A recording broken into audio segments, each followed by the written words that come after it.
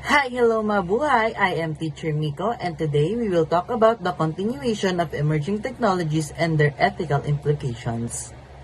To give you a brief background, what is an emerging technology? Di ba madami na tayong technology? Di ba advanced na yung technology natin dahil sa mga smartphones?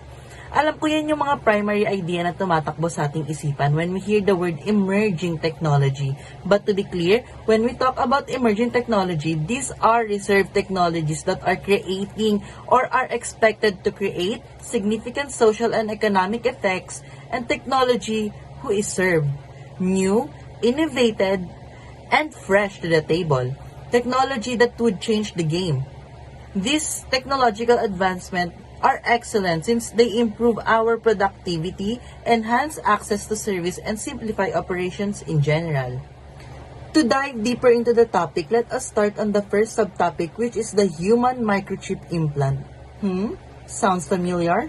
When we say human microchip implant, it is a type of subdermal implant that usually contains a unique ID number that can be linked to information contained in an external database, such as identity document, criminal record, medical history, address book, or any potential uses. But the downside one can affect is these chip implants can also reveal a lot of personal information, tackling the issue of cybersecurity measures.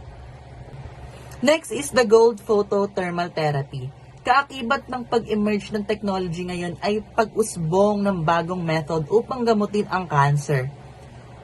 One of the emerging technologies and techniques in the medical field is the gold photo thermal therapy. One of the benefits of this is promising non-invasive treatment modality that involves the generation of local heat or hyperthermia in response to externally applied laser light. But the downside is the effects of inhaled nanoparticles in the body may include lung inflammation and heart problems. The next one is very interesting to me because imagine an organ of an animal is used to replace the organ of human. Xenotransplantation is any procedure that involves the transplantation or implantation or infusion into human from a non-human like animal. It's interesting because it could potentially provide an unlimited supply of cells, tissue, and organs for humans. But danger with xenotransplantation are the endogenous retroviruses carried by pigs, which are capable of making humans very sick, although not harming the pigs. Next one is necrobotics. When we say necrobotics, it is the practice of using biotic materials as robotic components. It makes an important robotic component completely biodegradable, a new way to create biorobot.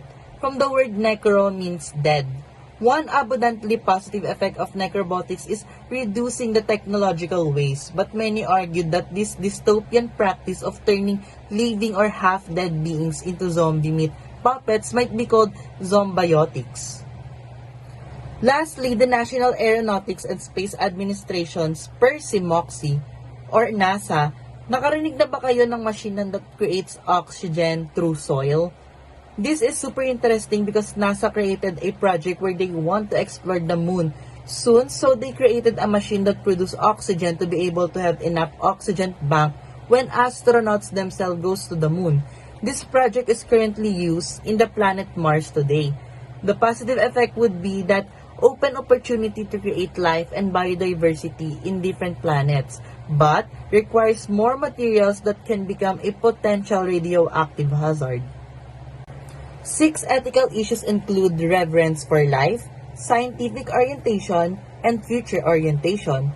Also, it includes balance between economic and social development, safety, and especially holistic health.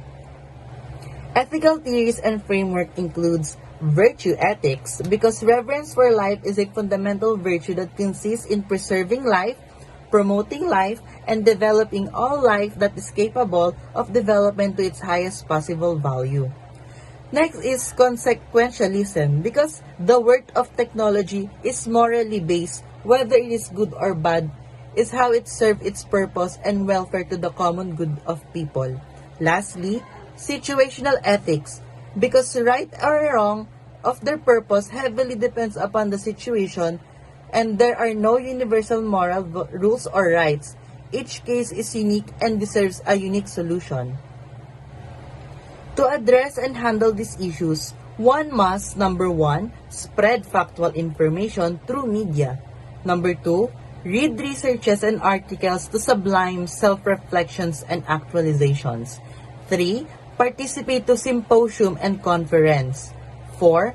Collaborate with people in the field of medicine to deepen your knowledge. And lastly, 5. Create more research and publication articles.